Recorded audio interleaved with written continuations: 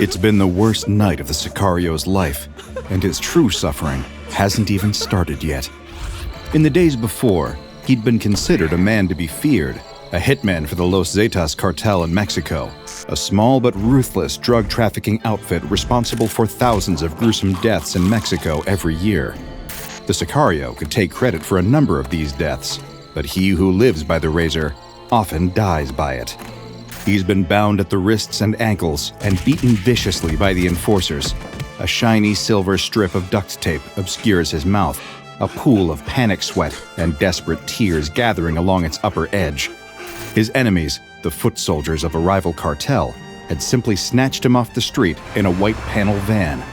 He didn't even have time to fight back when the dual prongs of a high-powered taser pressed in between his shoulder blades and zapped his nervous system into wet spaghetti.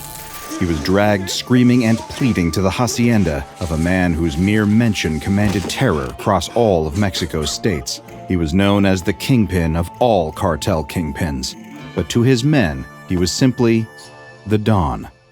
And now, the Don is standing above the Sicario, next to a fold-out table full of gnarly tools. Pliers, bolt cutters, knives, hatchets, scalpels, even a reciprocating saw. If fortune sees fit to indulge his sadism tonight, the Don will savor every tool in his arsenal, each one put to use, before the Sicario gives a final, wet death rattle and slips off this mortal coil. There are several other men in the room too, mostly just muscle, some of the Don's most loyal bruisers. But one teenage narco stands nearby with a digital camera on a tripod trained on Sicario, catching every terrified expression in glorious 4K Ultra HD video. Once the grisly deed is done, they plan on posting clips of the execution to TikTok, the most deliciously humiliating way to make an example of their captured enemy. The Don smiles and picks up the pliers first. He's always called this particular pair Old Faithful, the metal caked with rust and, well, let's just say other compounds from previous uses. Of course, when the Sicario sees them, he starts to squirm. The Don likes that very much. He says, "Did you really think you could get away with killing my men? When you disrespect my men, you disrespect me. And everyone knows what happens when you disrespect me." With a well-practiced flick of the wrist, who knows how many times he's done this now, he tears the duct tape away from the Sicario's screaming mouth. He wrenches open the man's jaw, and with pliers in hand, he decides to keep it classic and go for the front teeth first. But before I go any further, I want to take a moment to thank the sponsor of today's video, War Thunder. Attention all vehicle combat enthusiasts, if you're like me and go crazy for hyper-accurate details, then War Thunder is the game for you. War Thunder is the most comprehensive vehicle combat game ever made and is available now for free on PC, consoles, and mobile devices. Take command of over 2,500 tanks, aircraft, helicopters, and ships, all authentically recreated from the 1920s to modern day, representing 10 major nations. Each vehicle has been meticulously modeled down to individual components like engines, fuel tanks, and ammo racks, and when you take a shot, the X-ray damage view shows you exactly where a shell hits and how it affects components and crew. You can dive into quick-action bouts or immerse yourself in strategic, realistic PvP encounters, and now there's a whole new way to play, since War Thunder's mobile version just launched, so you can take the battlefield with you anywhere, whether you're on iOS or Android. It features intuitive controls, stunning graphics, and the same dynamic ground, air, and naval battles the game is known for.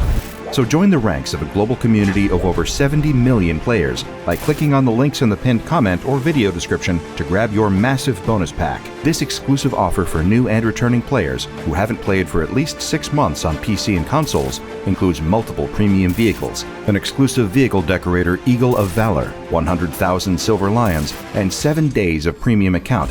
But remember, it's only available for a limited time. But as the rusty pliers are almost at gripping distance from the Sicario's pearly whites, a strange presence enters the room. The Sicario, the Don, and all of the Don's men feel it at the same time, the way you feel a cold gust of air rush in through a broken window. They all look up instinctively into the corner of the room. There's a strange man standing there, dressed in an immaculate, if a little old-fashioned, black suit. His eyes sunken, his skin white and hard as old ivory. Everyone is deathly still for a moment, until the stranger speaks, his voice even and calm. If you kill him, The stranger says, you're just leaving money on the table. I thought you were too shrewd a businessman to do something silly like that. Not one to take intruders or insults lightly, the Don orders one of his men to grab the stranger. The largest bruiser of the bunch rises to the challenge, but the second he lays a hand on the stranger, his body seems to seize up. He hits the ground not a second later, body spasming, mouth dripping with foamy saliva, his eyes rolling back up into his head. In a matter of moments, the man is dead of unknown causes. One of the Don's other bodyguards wastes no time in pulling out a pistol, the kind of garish, gold-plated monstrosity with a pearlescent handle favored by mid-level narcos. He opens fire into the stranger, but while every bullet hits its target, the man is unfazed. He simply brushes the spent slugs from his suit jacket like dust. Now he has the Don's undivided attention. No need for aggression, The stranger says.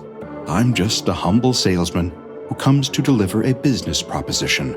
Rather than the normal flay and spay, I propose a new method to turn little inconveniences like your friend here into cold, hard cash, courtesy of my employers at Marshall, Carter, and Dark Limited. Are you interested in hearing my pitch? The Don's eyes dart from the stranger to the Sicario, then back to the stranger. Interested? Why, yes, he is. By the time the ordeal is done, if the Sicario could summon up enough energy even to beg, he would have begged for the pliers instead. Less than a month later, Crimson hits the streets of the United States. That's what everyone soon takes to calling it anyway. A tiny glass vial, no bigger than the nail on your thumb, full of deep, red liquid. And whether you choose to throw it back raw or mix it into your drink, you receive a potent high that lasts for hours. Users have described the simultaneous sensations of floating up on a cloud towards heaven, bathed in golden light, and sinking into their bed or couch and feeling nothing but the warm, comforting dark. It's a hell of a trip, and within the culture of users and peddlers, word spreads fast. Nobody experiences fear of missing out quite like a bored junkie questing for the hottest new high. It isn't long before the cartel is making hundreds of thousands on importing it, and then millions. It's quickly rising up to overtake some of the old-school competitors like Colombian marching powder, crystal, and fent. And just like the latter, overdoses on the hot new drug are frequent and unpleasant. Not that it ever dissuades people from giving it the old college try. But what baffles even the most seasoned members of the U.S. Drug Enforcement Agency, or DEA, is the fact that only one particular cartel actually seems to be manufacturing and selling Crimson. That kind of exclusivity is unheard of. The groups could differ in their chemical purity or the smuggling routes they controlled, but they were all essentially selling the same products. Where did this thing even come from? After raiding a known drug den in Baltimore, the DEA at least has a sample of Crimson to study in their state-of-the-art labs. But what they find actually raises more questions than answers. Crimson is mainly human blood, diluted with some unknown narcotic compound to such an extent that it was seriously chemically altered, a revelation that seems so nightmarish that it's easier to compare to some kind of dark magic or alchemy than any other method of modern drug chemistry. In other words, it's less Walter White and more Aleister Crowley. And while such esoteric matters often fall outside the purview of the DEA, there's another organization out there that specializes in this particular kind of strangeness.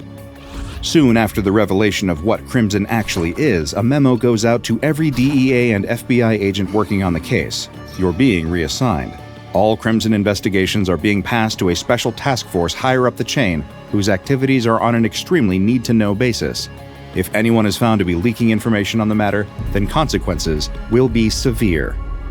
And that's how a certain independent organization, or foundation, if you will, began researching the mysterious new street drug ravaging the United States. With the immense resources at their disposal, and the lack of bureaucratic procedures and legal red tape holding them back, it doesn't take long for the task force to find and shake down Crimson dealers.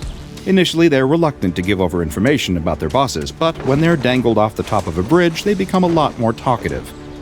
The vials of blood are smuggled into the U.S. by a huge covert tunnel system weaving from Juarez to a trucking yard in New Mexico. From there, It's easy enough to map their whole distribution network and find their nerve centers across the southern border. But even the task force isn't ready for the horrors they're going to find. Weeks pass. As American law enforcement plays whack-a-mole with low-level crimson dealers on the streets of the U.S., the task force mounts a sophisticated surveillance and espionage network in Juarez. The locals are reluctant to say anything for fear of violent retribution. People have been disappearing off the streets. Enemies of the cartel simply vanish. But unlike the days before Crimson, there are no bodies, no videos. They're just gone. And that somehow feels even worse than death. After tailing a high-level narco for quite some time, they discover an unusual amount of activity coming from a large refrigerated warehouse. It's supposedly the site of a fishing cannery, but the task force has a suspicion that it isn't canned fish that's leaving in those refrigerated trucks every night. When they're convinced that they have an advantage, they mobilize, dressed in tactical stealth armor and wielding suppressed weaponry. They take down guards on the perimeter and move in, but they're not prepared for just how much resistance they're going to receive. Cars and vans pile into the complex, each one filled with heavily armed cartel enforcers. Whatever is in this building, they want to keep it safe at all costs. It doesn't take long for what was supposed to be a covert operation to become a messy firefight, with blood in the gutter and spent bullet casings in the sand. But for all of the cartel's superior numbers, they lack the skill and the firepower of the task force and are quickly overwhelmed. But what could possibly be inside that warehouse that was worth this much carnage? Well, they're about to find out. The task force breaches the door and heads inside, weapons at the ready. But what they actually encounter is so much worse. People, hundreds of people, strapped down to gurneys in the middle of vast nests of transparent tubes, extracting blood by the gallon into large, chilled containers. But somehow that's not the most vile part of the whole operation. Every single one of them is crawling with bugs, little nightmares creeping across their skin, biting, feeding. Are they bedbugs? They call in a biohazard containment group immediately before fanning out to investigate the rest of the building. Each of the subjects seems to be their own little biome for breeding the bugs. The tubes coming out of them removed Crimson from their system. Tubes going in handled intravenous feeding and blood transfusion, perhaps hoping to ensure that these organic drug factories are never fully squeezed dry. But the detail that sticks in the minds of the task force are the looks on each of the faces of these kidnapped people. Blissful smiles with gaunt, malnourished cheeks, as though they're having a pleasant dream and not being eaten by bugs and harvested for narcotics. They need to find the person responsible for these horrors and make them pay. After thoroughly searching the building, they find a barricaded office, the most secure room in the entire facility. It takes them an hour to infiltrate the room, even with all of their technology. Its occupant must be one truly security-conscious individual. But when they get the door open, a thin tide of the same ravenous bedbugs crawls out. They're infesting every inch of that room, crawling over the floor, the walls, the ceiling. The entire place seems to visibly vibrate with their terrible presence, their hunger for blood. Aside from the bugs, though, the room is dominated by a large oak desk, and what sits behind it is what remains of the Don. He's emaciated, pale as the grave, and covered in more of those terrible insects, drinking out whatever is left of him. It's impossible to tell how long he's been here, reduced to little more than a blood bag himself, and whether he'd locked himself in this room or if someone had locked him here. On the desk in front of him sits a small, black business card bearing the words Marshall, Carter, and Dark, Limited. Bedbugs are an almost inconceivable nightmare at the best of times, but that goes double for when they're the strain that the SCP Foundation dubs SCP-456, the Soporific Bedbugs. For anyone without a thesaurus at hand, soporific essentially means inducing a state of drowsiness or sleep. And that is the least of what you have to worry about when you're dealing with these nightmarish little creatures. At face value, SCP-456 specimens don't differ greatly from non-anomalous bedbugs. Where they become anomalous is in the chemical compound that they inject into their prey. Typical bedbugs are awful blood-sucking insects that bite you in your sleep to drink your blood. They do this by injecting an anticoagulant into your bloodstream to keep the claret flowing as they devour. This is also true of SCP-456, but they double it up with a highly classified chemical, that causes the human endocrine system to produce endorphins, adenosine, and a narcotic substance closely related to the highly dangerous opioid, fentanyl. As you've probably already put together at this stage, this compound induces a euphoric state that makes the victim complacent in their situation, even as an ever-increasing number of bugs crawl over their body, feeding on blood and injecting more of the stupefying chemicals. The result? The victim spends more and more time in a state of blissful sleep, too buzzed out of their mind to even comprehend what's happening to them. While tolerance differs from victim to victim, the result is almost always the same. Eventually, the victim will start to sleep 24 hours a day, being little more than a living blood bag for the SCP-456 specimens. In the end, they'll die of what seems to be a drug overdose, and likely be found later as a filthy, emaciated corpse, crawling with hungry insects. If they're lucky, it's the overdose that kills them. If not, then blood loss from the bedbug feeding frenzy, or slow starvation and dehydration, will finish the job just as effectively. Foundation researchers on the 456 projects requisitioned 4 members of D-Class personnel to test the effects of different levels of exposure to the monstrous critters. The results of these 4 experiments were about as strange and unpleasant as you could imagine. The first subject was fed standard rations after being placed in an environment with the soporific bedbugs, but was otherwise given no special treatment. Things progressed with relative stability to begin with, but after 17 days of infection, he fell into a permanent slumber from the effects of the anomaly and died less than 10 days later from malnutrition. An extremely upsetting way to go, but the researchers still had 3 subjects left to test. The second subject had a far more violent and unpleasant end than the first. To see just how long he'd cling to life, the Foundation first infected him with SCP-456 and then started feeding him intravenously while he was sleeping. It happened so often that he could no longer feed himself. As a result, his death was far more protracted, with the number of days between initial infection and death going well into the double digits, though the exact number has been redacted from the official files. The third subject, to rule out the causes of death of the previous 2 subjects, was both fed intravenously and given regular blood transfusions to prevent death by blood loss. This really begs the question as to whether global blood shortages have something to do with the Foundation using the Red Cross's supply in experiments like this. Again, this bought the subject a little more time, but ultimately the prognosis was just as grim. He died after double-digit days from a case of narcotic toxicity from the chemicals flooding his system. But at least it was a slightly more blissful death than his predecessors. All of these experiments left the Foundation with a question. Was it possible for a person to survive an extended case of SCP-456 infection if the right structures were put in place? In order to find this out, the 4th D-Class was infected with the insects and given a triple-factor treatment of intravenous feeding, regular blood transfusions, and steady dosage of a narcotic antagonist. It was specifically designed to mitigate the worst effects of the chemical cocktail being pumped into their veins by SCP-456. Given the Foundation's systematic approach to figuring out the 3 major causes of death from SCP-456 infection, their treatment plan did allow the D-Class to survive the ordeal, with a horrifying side effect. Given that the man survived and his ordeal went on for well in excess of 100 days, the bedbugs were well fed and bred prodigiously. By the time the experiment was called off, the D-Class was given amnestics and then reassigned. The colony had reproduced into hundreds of thousands of insects. They covered his body in a thick, wriggling carpet, obscuring the human being underneath with terrible efficacy. Even some seasoned Foundation researchers, who by definition had likely seen terrible things, had to call upon all their powers of constitution to avoid gagging at the sight of him.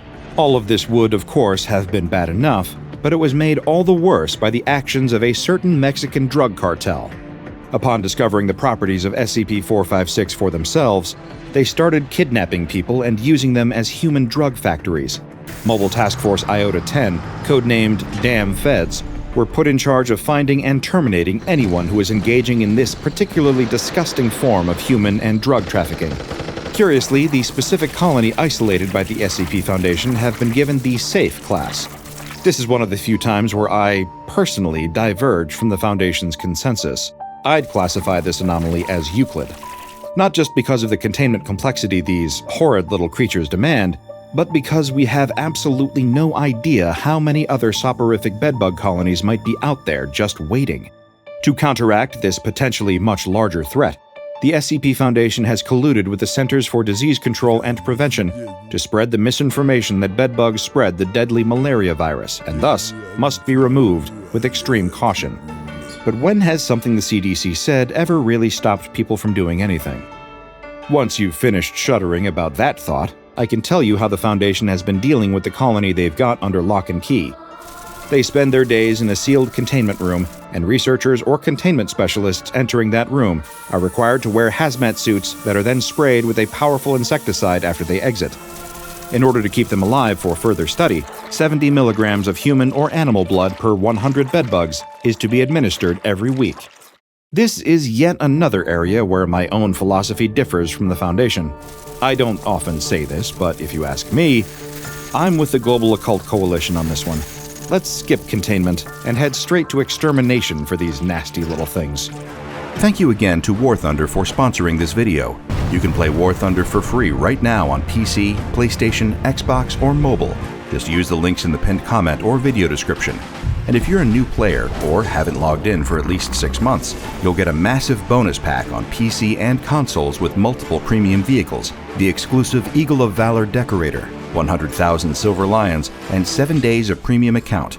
It's only available for a limited time, so don't miss out. Check out the DrBob Patreon and become a junior researcher today. Now go and watch another entry from the files of DrBob, like SCP-456, Teeth.